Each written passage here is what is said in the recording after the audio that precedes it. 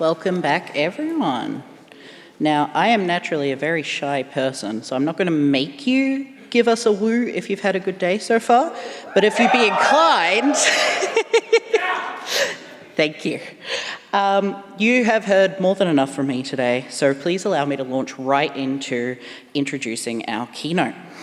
The game director for The Elder Scrolls Online, he has worked on the game since its initial launch in 2014. Overseeing the many updates, chapters, and expansions, he has watched the game grow and evolve in the decade since its launch. With 29 years of experience under his belt and a host of different roles across production, narrative, content, and design, we were thrilled to have him speak at GCAP last year, and even more excited for him to return this year as a keynote.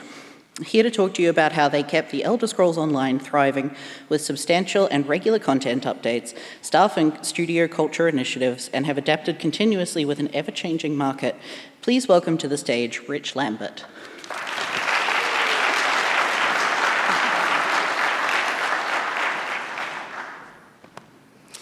Hello, everybody, and thank you, Sav, and welcome. So, as mentioned, I am Rich Lambert. I am the game director on The Elder Scrolls Online, and today I'm going to hopefully give you a little window into some of the major decisions that we have made over the entirety of The Elder Scrolls Online, not just the last 10 years.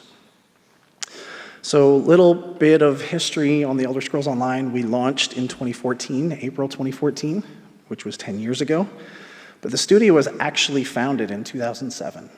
And I've had the pleasure of being a part of the game's entire run. So I was the second or third person hired, and we had to make a lot of decisions. We had to change a lot of things over that time. So let's kind of look into that. When we first initially started the game, this was back in 2007, one of the kind of very common game design, project management type techniques was the rule of fives. And what that was really like 5 minutes, 5 hours, 5 days, 5 months, 5 years. And so you would break up your systems that you were building the game to match into these. And really what that meant was like, this is fun, this looks fantastic, there's lots to do here, the end game, and then most importantly, my friends are here and they play kind of forever. And so we took all of these things, we started building the game, and I'm going to show you some screenshots of like really, really, really early, like 2008, 2009. You will probably be able to guess what comps we were building towards by looking at these. But this looks very different than what our game is today. And so that top screenshot that you see, that is an actual location in the world today. That's Daggerfall Castle in Glenumbra.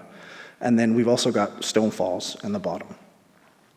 Art is very different, UI is very different, but you kind of get an idea of what we were building.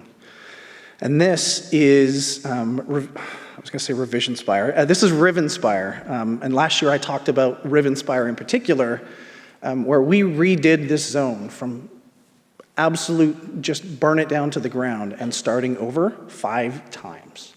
We learned a lot in this. My whole presentation last year was about like that process and how we improved so that we didn't have to keep doing it, but this is still in game, even though we did it so much and rebuilt it. This is Vane Farms in the current day. And then the last really, really early screenshot, this was like 2010, 2011, and you can see like the character looks very different. The UI, we have tons of buttons there. We've, the game just looks very, very different. And so if you were guessing, I assume you would say this looks like WoW. That was one of our comps. Dayak was another one. And then Test 4 Oblivion. And that was what we were working towards. That was all we kind of knew. And then at the end of 2011, 11/11/11 to be exact, an absolute nuclear bomb was dropped on us. And we had to make a decision of what we were going to do going forward. And so, I assume everybody knows, Skyrim hit. And this completely changed what Elder Scrolls meant to people. Suddenly the IP became mainstream. It was one of the largest games ever. And we were already woefully out of date, and we hadn't launched yet. Like, I can't tell you that feeling of dread that the team had. They were like, oh shit, what do we do? Like, oh my gosh. But we went to work, and we started thinking about, like, what could we do? How do we make ourselves relevant again? And we came up with a new vision. I'm not going to read this out to you. You can read it. But the most important parts in this vision are highlighted in red. And we took this back to the team, and we started translating what that actually meant into features. So engaging, what does that mean? Well, we went from great walls of text that you normally would have and see in games like this, and went to fully VO'd, a more cinematic experience. We wanted to make it more modern, so we focused on a minimalistic UI and focused on playing the game and not the UI. That was a huge mind shift for us. RPG elements, really hammering home that. Elder Scrolls players were used to being able to do whatever they wanted to do, and we were building a very kind of heavily gated focus in on picking this class and playing that. Grouping was also another part that we were focusing really heavily on initially. Like, we wanted you to have to play with other players to advance in the game. That's not Elder Scrolls. And we ended up focusing in on encouraging the gameplay, still having a critical path storyline that you could play through solo, but having grouping in there as well. Exploring. This was a huge, huge change, a shift. Exploration is probably the #1 thing that our players wanted. And they were already used to with Skyrim. You're wandering around the world, you find a waterfall in the world. If there's not a chest or something back behind there, like, players feel like their time isn't rewarded. So doing little things like that, putting vignettes in the world where you come up to a tree and there's a skeleton on the ground, and they've got an arrow in the knee or in the head or something like that. Like, something that players can put their own storytelling into the world and make it feel like it's their adventure. This was a big thing for us. Beautiful. I think it speaks for itself, but what you saw in the previous screenshots definitely didn't live up to the expectations of Skyrim. We had to change that. And then, of course, conflict. Dayak was a huge part of our DNA. Matt Firer, who's the president and game director, started Mythic Entertainment. He built Dayak with the team. We had the lead PvP designer from that group building our PvP. We wanted to kind of double down in on that and making sure that PvP really sung for our players. So over the course of a year and a half, 2 years, we did a lot of work, and this is kind of that first kind of change. This is what all the work we put into really did, and it changed the world. You can see the character's different. We've got much better geometry in the world. Our terrain looks better. We've got volumetric fog, better lighting. And I particularly like this screenshot because it shows one of the most important parts, which is exploration. So that dark anchor you see off in the distance, that really set the tone for us. If you see something cool in the world, you can go off and you can explore and you can find it. Here's another really good example of a screenshot. Like, the textures are very, very high res. The geometry looks better. Again, lighting. That really changed the way we started to think about the game, and the team got really, really, really excited. And around that time when we were starting to get really, really excited, we had another major decision point, and that was on how we were going to do our server architecture. So at the time, we were kind of following what we knew, right? Sharded architecture. And our tech director asked a really serious question, like, how do we get the number of players that we want for our PvP onto a server? And I'm going to more kind of global, kind of very general specific. So if there's any server engineers or architects in here, please don't shoot me. I'm trying to give an overview of what I mean by this stuff. So most games of that era, and even today, they build what is called, a sharded architecture, where there's a login server, you log in, there's a number of different instances of the game, right? And all of these are completely separate instances. So nothing talks to each other, it's all completely isolated. And that is pretty straightforward It's not easy to do, but it's straightforward, and there's a lot of people that have the knowledge and know and understand how this stuff puts together. And there's a lot of pros and cons to that architecture, right? But there's the big ones, the cons, we started talking about, like, what does this mean for our players and how does this work? And we decided that we wanted to change some things because of this. So, there's this huge player decision up front. You have no context. You have to organize with your friends which shard you're going to join. Everything is separate. Launch hardware, you need a significant more amount of launch hardware at the beginning because of your influx of players. And then as that kind of normalizes, you've got all this extra hardware that's kind of sitting around. And then the most important part for us was it really limits the size of systems that you can build. So, okay, great. We've identified this problem. How do we solve it? And the question that Amy came up with, who was our tech director at the time, asked was, like, right now we instance the entire server. What happens if you just replicate zones? And so we ended up coming up with this technology that Amy and Ed was our lead server architect at the time. And this may look very familiar to people now, but at the time, like, nobody was really doing this. And so we ended up switching to this mega server technology is what we called it, where there was a pool of hardware that you could just spin up as you needed it. You could ask for it. So as players logged in, there would be different zones that would spin up. You could spin up multiple copies of the same zone if your architecture needed it, if the population hit.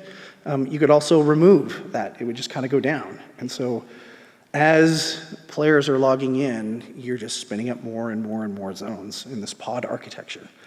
And this kind of changed the game for us. Most people now would call this cloud technology. We didn't really know it at the time. Nobody really kind of knew what this was.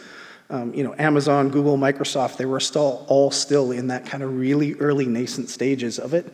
So nobody could really help us with this.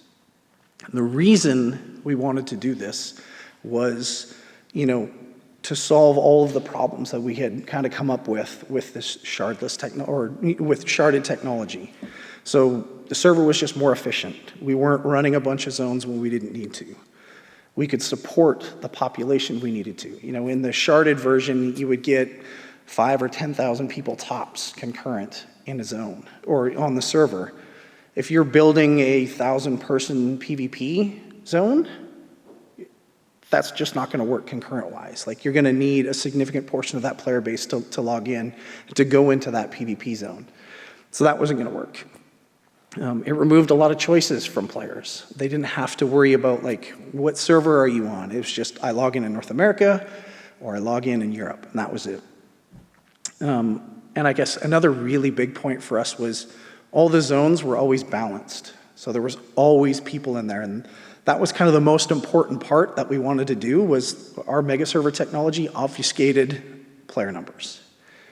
And it sounds, kind of weird when you talk about that, but what this did and what this solved was all the inevitable PR problems that shake out right after launch, right? How many games have you played where, the press jumps in and goes, oh my gosh, this game has to merge servers again, right? Like, that's just kind of a natural thing. We didn't have to worry about any of that because with the mega servers, there was one server and we just spun up zones as we needed it.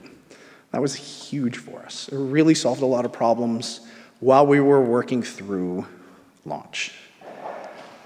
And launch was a very, very interesting time for us. It wasn't exactly what we hoped, but in April 2014, we launched. And we got feedback. Oh Lord, did we get feedback, right? Like, some of it was really hard to see, some of it was really great to see, but we got loads of feedback. And it was very, very disparate as well. There were some, 50s, there were some 90s, but it was clear that there was like this core group of players that really liked what we had done. And so we went to work and we started collating this feedback. And we ended up, bucketing things into, kind of the major points that kept coming up, or at least the most common points that kept coming up over and over and over and over. Required subscription was one of those. Players didn't like that. They weren't used to that. At least Elder Scrolls players weren't used to that. It didn't feel like it was Elder Scrolls enough. There was too much player separation.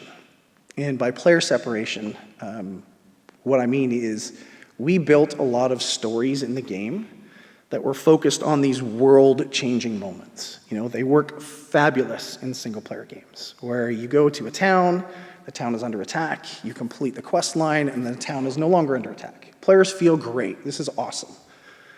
And it sounds kind of dumb saying it now, but that doesn't work in multiplayer games at all, because you start separating players. So if me and my friends are going in, I've completed the quest, my friends haven't, when you go to that area, you can't play with each other because one person's on a layer and another person's on a different layer.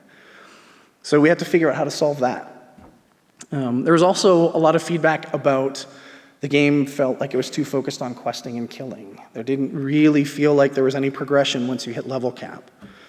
Player economy was non-existent. And then, of course, combat and bugs, like bugs and bugs and bugs and bugs. And we had a lot of bugs, no doubt. But we wanted to fix the game, improve the game. And Robert Altman, who was an awesome person, right? Super, super awesome. We lost him a couple of years ago. He was the head of ZeniMax Media, and he was like, you have a good game, go fix it. I simplified that a lot because he often talked in cuss words when he was very serious. So we embarked on this kind of 10-month process to kind of address these major beats. And we focused on player feedback. We focused on player metrics. And the player metrics was really important because oftentimes what players say they're doing isn't actually what they're doing. And then we also took our own feelings. We were playing the game a lot, and we ended up over the next 10 months focusing in on updating the game and doing a lot of changes. So our first update, we introduced more veteran content in Craglorn, and then also some trials, 12-player trials, which was the tippity top of veteran content. We added new dungeons. I have clicky weapons in there, but really what this was is world interactivity. This was our first pass at making the world feel lived in, where you could wander around, you could find weapon and armor racks that you can interact with, and then get armor and stuff. We added in player customization in armor dyeing. We added in a whole economy system locked behind being a part of guilds in our guild traders. We added more veteran content for our players. We, again, update 4 added even more. We finished off Craglorn. The grouping rework stuff, so all that player separation stuff I talked about earlier, all of those efforts went into this, and players suddenly could now play with their friends all the time. We added the Undaunted skill line, which added new cool dungeon progression in there. We added a crafting endgame where you could earn motif books, which allowed you to change the way your armor looked through the crafting system. And then in update 6, we had a massive, massive change. This was one of our biggest updates, where we changed our business model completely, where we went from a subscription mandatory system to a subscription optional. So you could buy the game, you would never have to pay for the game again, and you could just play it forever. This is where the Crown Store came in. But also, this is where the justice system came in, and the ledger domain line, and the champion point system for veteran progression. And what the justice system did was add in all of the world activity that we have today. So crates, barrels, boxes, food on plates in various homes. You could wander around and you could loot and you could take. And the world would react to that. If you stole something, guards would come at you. And it just turned the world into this living, breathing place, and it was a massive update for us. And then, of course, we fixed a ton of bugs over the course of 10 months. And all that led up to console launch. And we knew we had this coming. Actually, Simon and I were just talking about this earlier. We knew that console launch was coming, and this was kind of like our second chance at relaunching the game. And so we put all our effort into this. And we made a lot of really risky changes, a lot of really big changes, and they paid off. And I'm not going to read through these numbers, you can read through them, but the biggest takeaways in here are don't ever stop changing your game, developing things, tweaking tuning. That's super important. We learned that even the best and most well-laid plans never, ever, ever make it through initial launch. Like, there's always going to be something you can learn. Sometimes you're going to be wrong, and that's okay. And then none of this would have been possible if we didn't listen to our community. Like, our community is why I'm here today representing ZOS, talking about Elder Scrolls Online. And none of that would have happened if we didn't actually listen to them. So I'm going to grab some water real quick.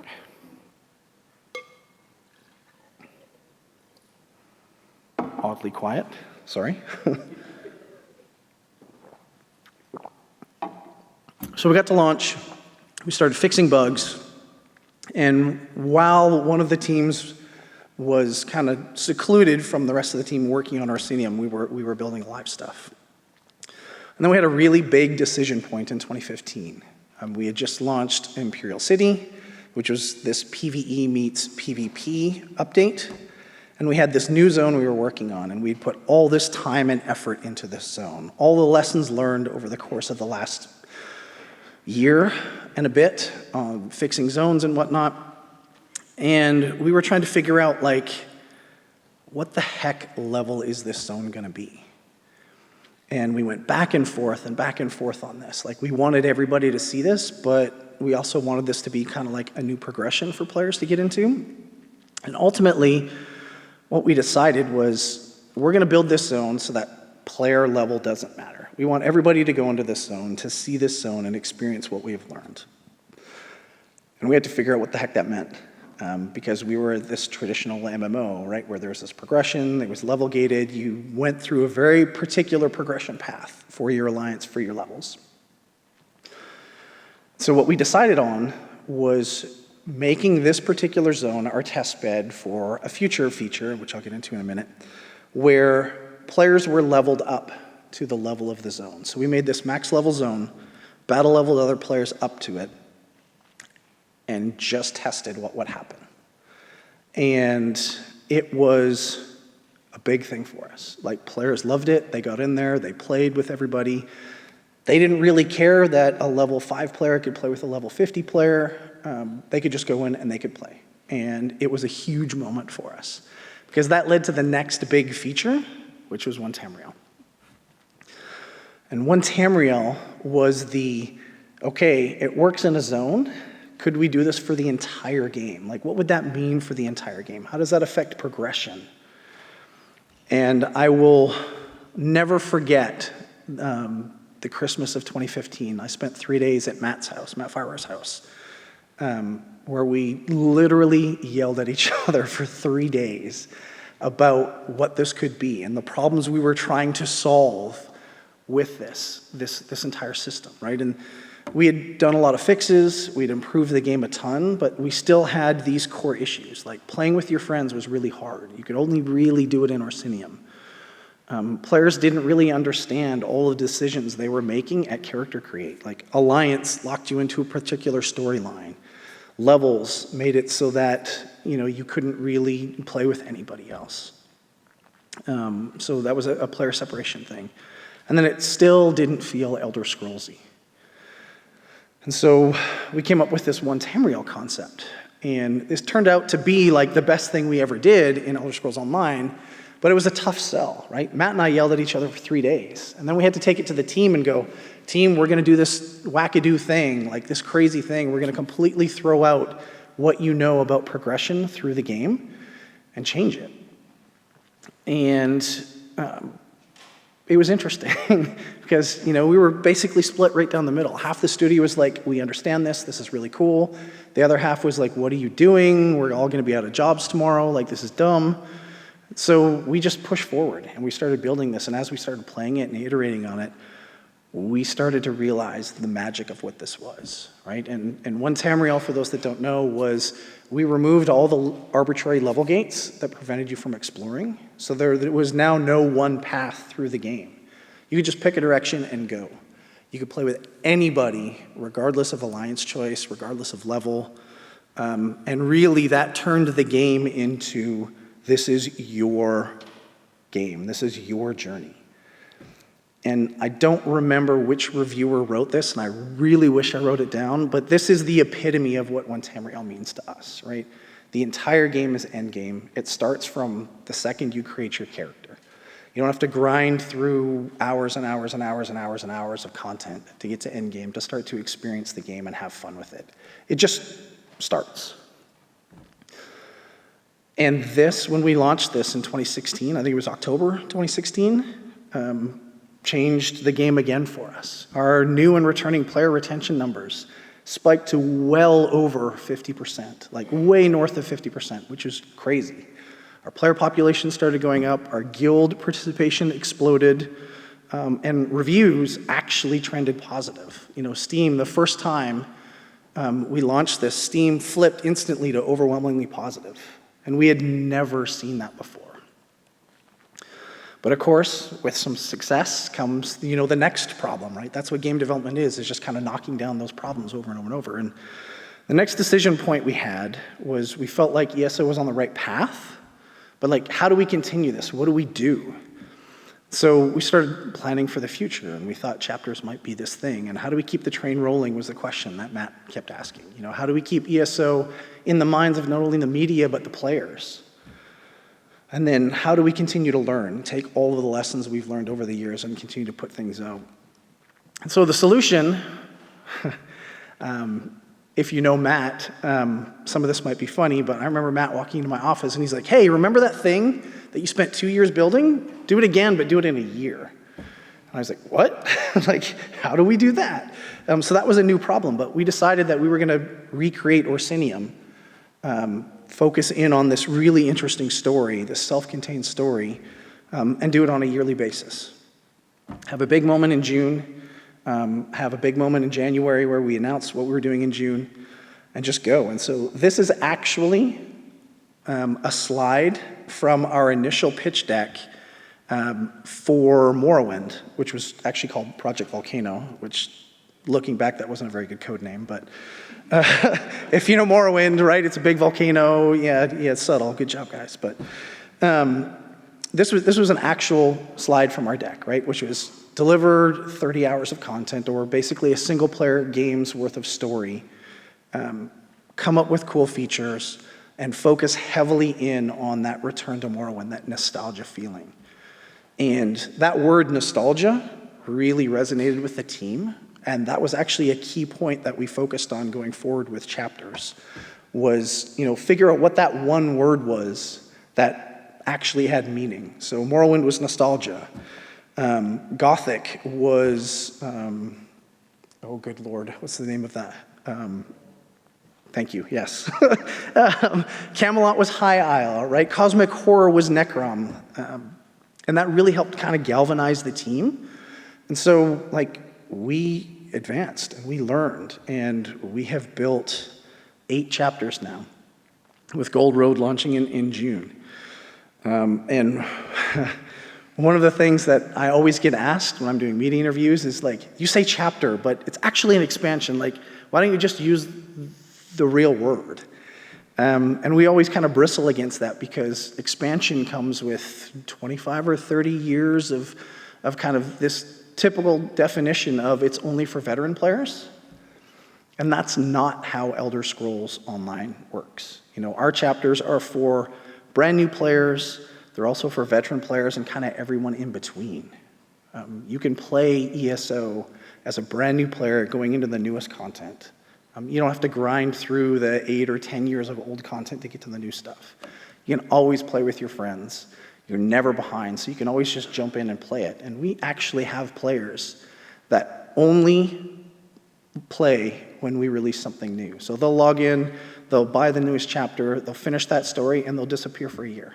And they'll come back when the next year is. They play it like a true single-player game. That works.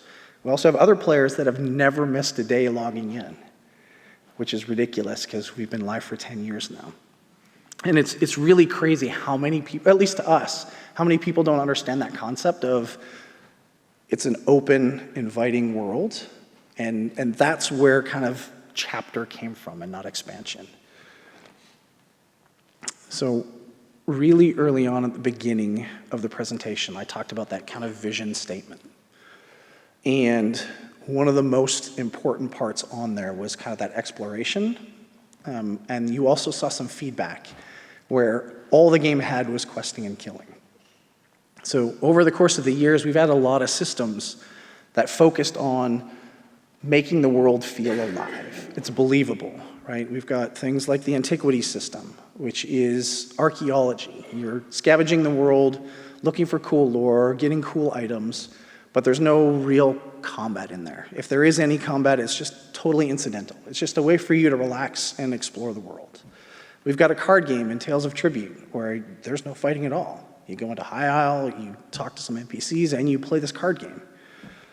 And we focused heavily on adding that stuff over the years, usually one or two of these systems in a chapter or over the course of the year. And this is really important for our player base. And one of the things that I wanted to touch on just a little bit is actually the housing system, because this has been probably our stickiest piece of content or feature that we've ever added to ESO.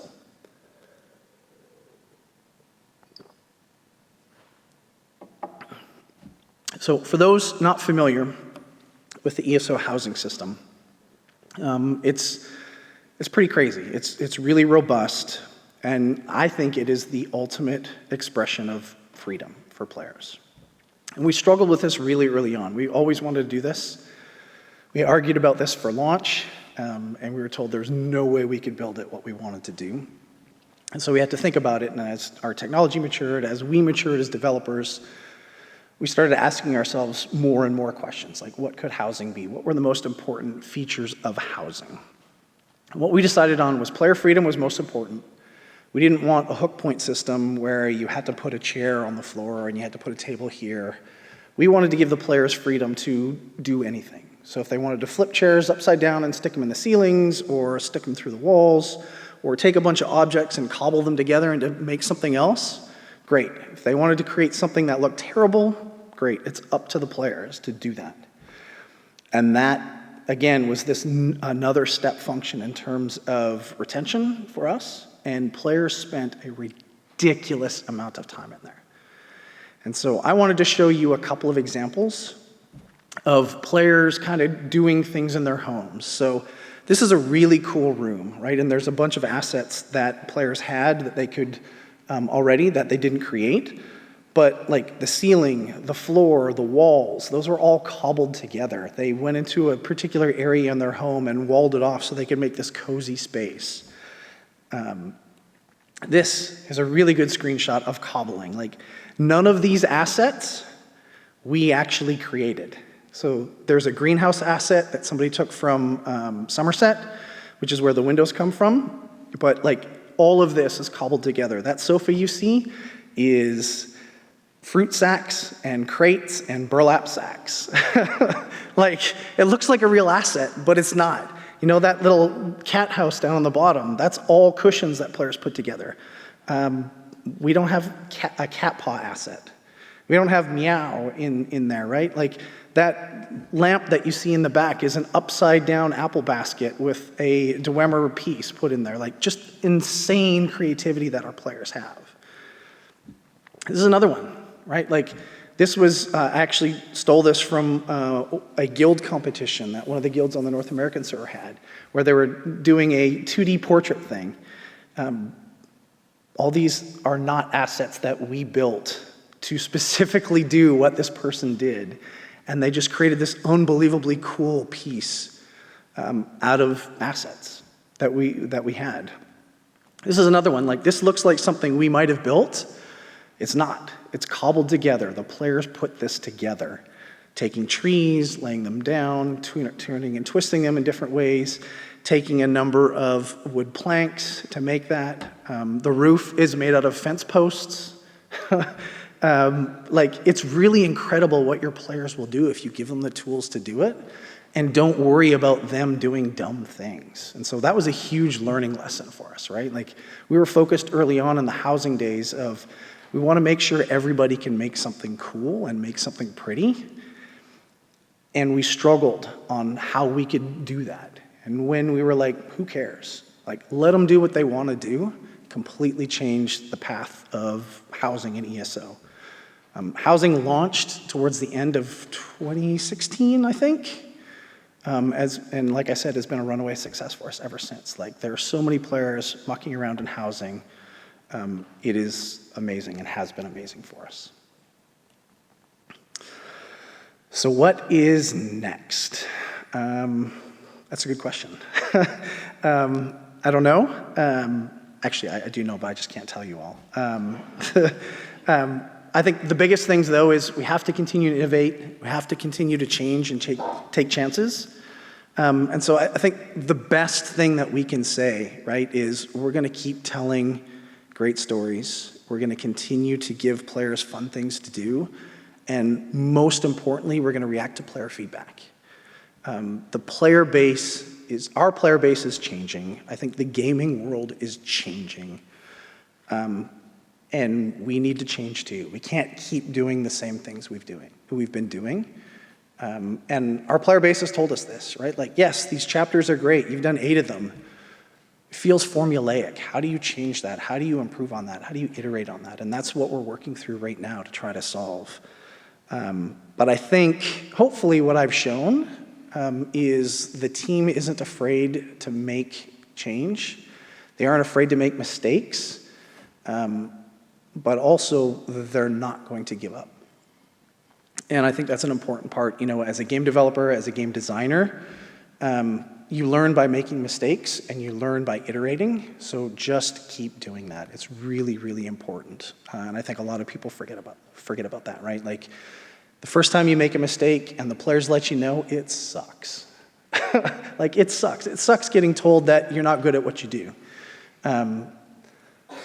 But when somebody complains about something, they're at least engaged enough to tell you that they're not happy about a thing. The worst thing is when people just disappear and don't tell you why. So don't be afraid of making mistakes. Keep on trucking. And with that, thank you. And I think we have some time, if you want, to do a little bit of a Q&A. So I think Kate and maybe Kimmy are going to walk around with a microphone. If you have any questions, feel free to ask. If not, thank you, everybody. I really appreciate you coming. Hello. You said the big challenge was that it wasn't feeling Skyrim-y or the Elder Scrolls-y enough. You want to go into a bit more detail into kind of what you did to kind of get that, and do you feel you're there now?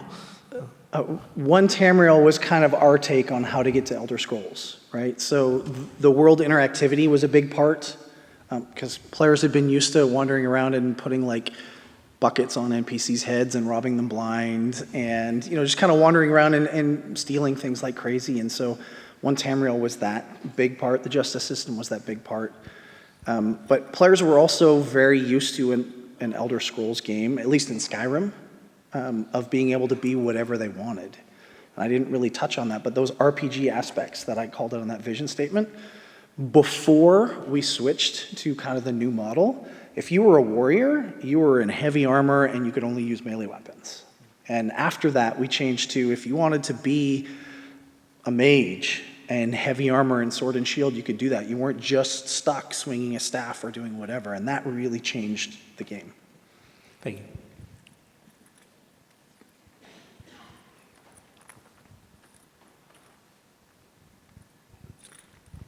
You were talking about like all the systems that you've added over the years. How do you manage keeping those current? So like with Tribute, you've got to release a new patron deck. There hasn't been a PvP release for a while, but then Quarter 4 has a PvP this year. There's a whole bunch of people in the questing community who are going, well, why aren't we getting a new thing? Like, how do you balance? Because as you said, if you don't kind of water each individual sub-community, those people will leave, and if enough of those communities leave, you kind of lose your player base. But then you also have a very set number of developers and stuff. So how do you, and what have you learned over the course of the 10 years that has kind of made it maybe better and more streamlined in that process? Yeah, I mean, I think that's a really good question. The game, and I tell people this all the time, the game hasn't gotten any smaller over the last 10 years. It's gotten bigger. And there's more and more and more stuff to do. And so our answer, the way we kind of went about solving that, or I wouldn't say we're perfect at it, but the way we've tried to solve it is we've cohorted our players, right? Broken them up into various segments, and tried to, over the course of an entire year, deliver something meaningful to them. And we've been successful in some of those, not so successful in others, but that's kind of the goal. Over the course of a year, there's something that all of our players can look forward to. Hi, Reg. At the back here. Thank you so much for that. Oh, way back there. Okay. Yeah, right back here. So I'm just interested, and maybe you don't have any comment on this, but like obviously you were moving into in 2014, a really highly populated, like lots of MMOs were trying to establish themselves also. So I'm thinking things like WorldStar by Carbine Studios, of which also have like housing and stuff like that. Was there any sort of lessons you were learning from your competitors at that stage, or were you trying to, like you say, look more at Skyrim or other? Or is there anything that you can sort of talk about how you were trying to negotiate what obviously would be a very highly competitive market at that point? Yeah, I think that's another really good question. You know, we are all gamers. I think that's one of the things I like the most about working where I've been working, and probably why I've been working here as long as I have, is everybody's a gamer, and everybody is really interested and has very disparate kind of thoughts and feelings about what makes them tick. And we play everything. And so we look at it, we talk about like, hey, this game did this, why did they make these decisions? So we'll do like a lot of teardowns of game. Oh, teardown sounds really negative, but like really digging into like the game and why they kind of, or at least what we thought, why they did those things that they did. And then we compare that to obviously what we have. And we didn't kind of chase what other games were doing, but we looked at like what they're doing, you know, could that translate into the ESO? I think that's just kind of a natural part of online games, you know, games as a service type thing is what are other games doing, what are we doing, how do we do them right? But ultimately, we would only do stuff if it made sense in our world. And I think that's the most important part. We were really focused in on our world and how it reacted, how the characters in the world lived and breathed. And so if it made sense to do something that another game was doing, we would do it. But it wasn't kind of, we have to chase what other games are doing, if that makes sense.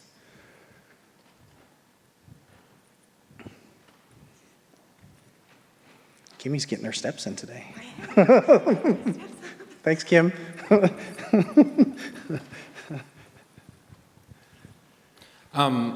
With Elder Scrolls Online, it's consistent. And then obviously Elder Scrolls 6 potentially coming out in 2026. How are you going to handle Elder Scrolls Online versus single player experience and almost competing against each other and the eventual dip and all that other stuff that comes from having two different games at the same time? Yeah, I think that's a great question. You know, fortunately, the two studios are separate. You know, we work very closely with Bethesda Game Studios. I actually worked on Oblivion. I worked on Fallout 3 with Todd and the team. So we have a really good working relationship, and we pitch all of our stories through them. Whenever whenever Test 6 eventually launches, we'll just treat it like we did Skyrim, right? No, if they do something that we need to change and iterate on, we will, like we've shown that. So yeah, it's going to be an interesting challenge when that hits, but like I said, the teams are separate, and we get to kind of do our own thing. I've got a little bit of an edge case here for you. So I used to be a hardcore raider and PvPer like 20 years ago, but now I'm older and I like to play games with people, specifically as a community thing. So I like to play with my little girl. Your game was one of the few MMOs that she couldn't play because you soft-locked her out of the game by requiring her to attack something to progress into the bits where you could actually be in the same instances of people. So we thought Elder Scrolls would be a great idea because you've got the whole Thieves Quest guild lines and stuff where the Elder Scrolls IP encourages gameplay that doesn't necessarily require combat.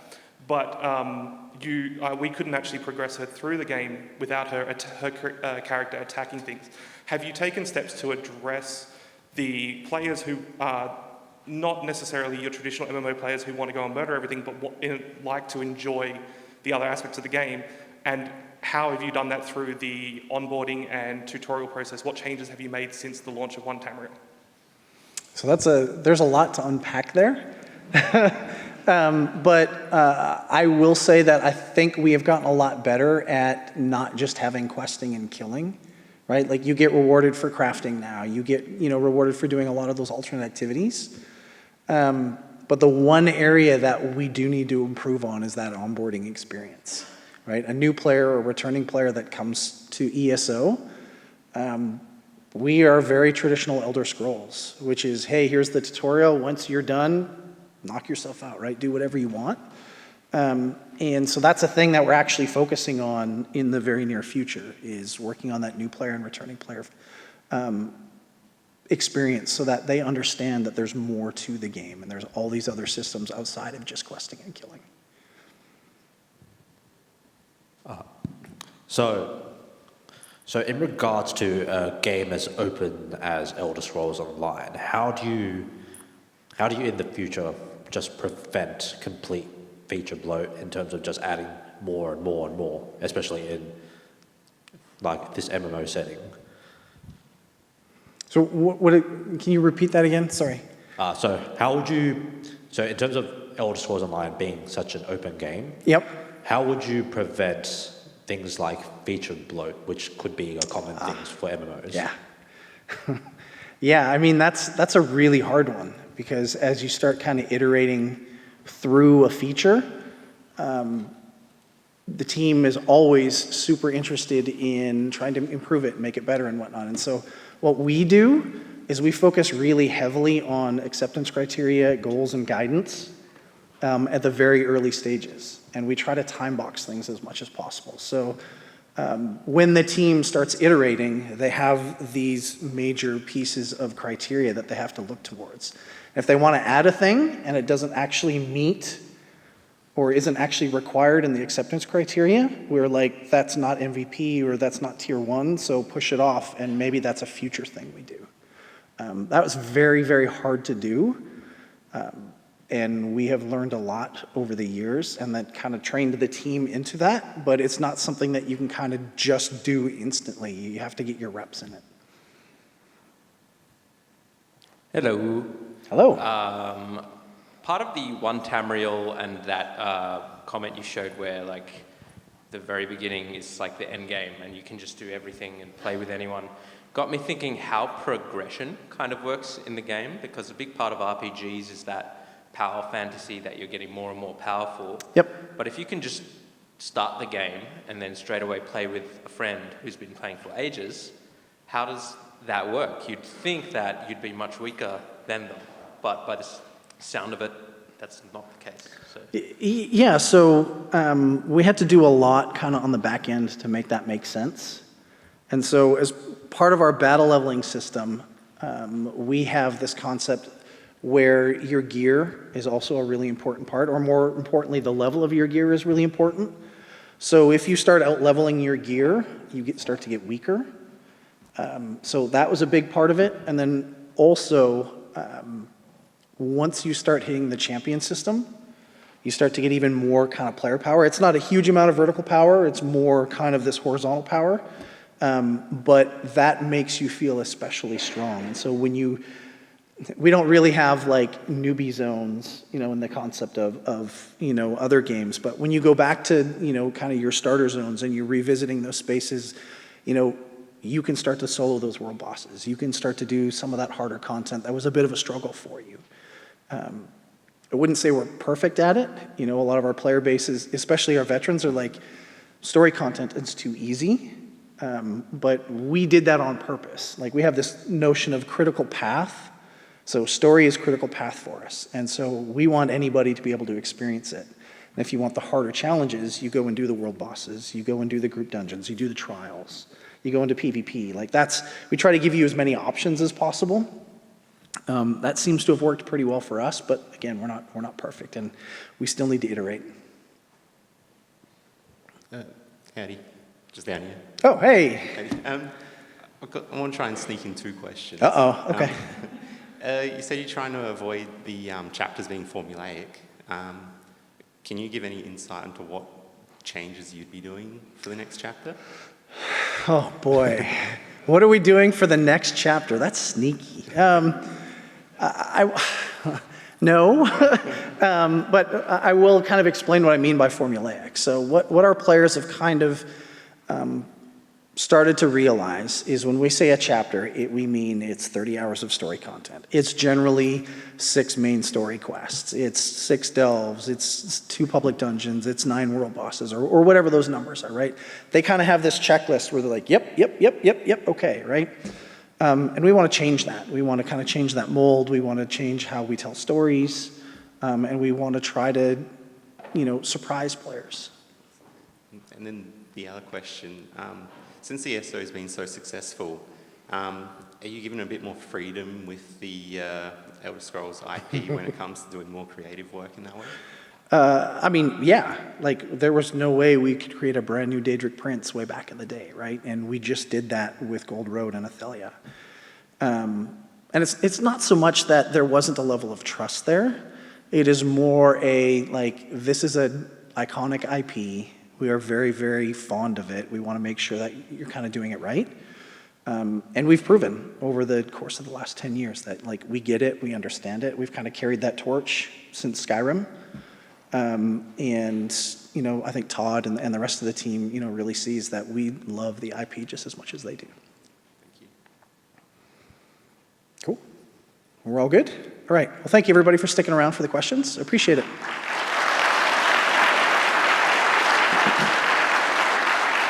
Thank you. Thank you very much, Rich, and it was a real honor to have you speaking at GCAP again, and thank you for doing that Q&A. This year's Melbourne International Games Week, we've been getting to celebrate a lot of decade milestones, so it's always nice to see. Before I wave you all off to head off to your various socials for the evening, I just wanted to give a quick reminder that keynotes from now on will be in room 109, so meet us up there tomorrow where we will open the day hearing from Teddy DF. A quick thank you to our sponsors again, Creative Victoria, Screen Australia, Exola, EA Fire Monkeys, Big Ant, City of Melbourne, Hipster Whale, Screen Queensland, Sledgehammer Games, Vic Screen, City of Port Phillip, South Australian Government, LDB, Metric Computers, NBN, Playside, Screen New South Wales, Screen Tasmania, Ultimate Studios, Unreal Engine, Cam Rogers Legal, Gameloft, Paragon Interactive, and Riot Games, and Screen West. It's a hell of a list. I will see you all bright and early tomorrow. Have a good evening.